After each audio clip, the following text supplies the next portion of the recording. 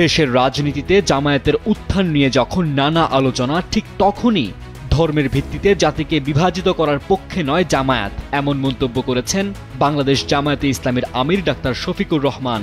জামায়াত নেতা বলেন, সর্বশেষ আদমশুমারি অনুযায়ী দেশের প্রায় 91% মানুষ মুসলমান, বাকিরা হিন্দু, বৌদ্ধ, খ্রিস্টান।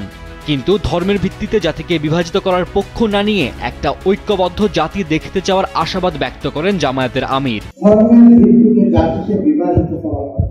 শনিবার রাজধানীর মগবাজারে আল ফালাহ মিলনায়তনে দলের কেন্দ্রীয় উলামা কমিটির উদ্যোগে দাই-এ-ওয়ারিজ সম্মেলনে প্রধান অতিথির বক্তব্যে মানুষের সামনে বিভিন্ন ধর্মমত আছে বলে মন্তব্য করেন জামায়াতের আমির। মানুষ তার বিবেচনা ও বিবেকের জায়গা থেকে ধর্মকে গ্রহণ করবে। এ জায়গায় দায়ীদের দায়িত্ব আল্লাহর শাশ্বত বিধান কোরআন ও রাসূল সাল্লাল্লাহু আলাইহি ওয়াসাল্লামের দাওয়া ও কর্ম অনুসরণ করা, মানুষকে অনুসরণের আহ্বান জানানো বলে মত দেন তিনি।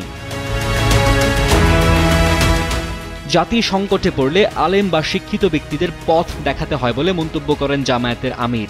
তিনি বলেন, তারা হবেন জাতির রাহবার। স্বাধীনতার এত বছর পরও দেশে মানবিক, দায়িত্বশীল আর সুন্দর সমাজ প্রতিষ্ঠিত হয়নি, কাজে জাতি সংকটে আছে। পবিত্র কোরআন ও সুন্নাহর আলোকে উলামায়ে কেরাম জাতিকে পথ দেখালে জাতি উপকৃত হবে, জাতিও তাদের কাছে সেটাই প্রত্যাশা করে। উলামায়ে কেরামদের শুধু মসজিদের ইমাম নয়, জাতিরও ইমাম হতে হবে বলে মন্তব্য করেন জামায়াতের আমির।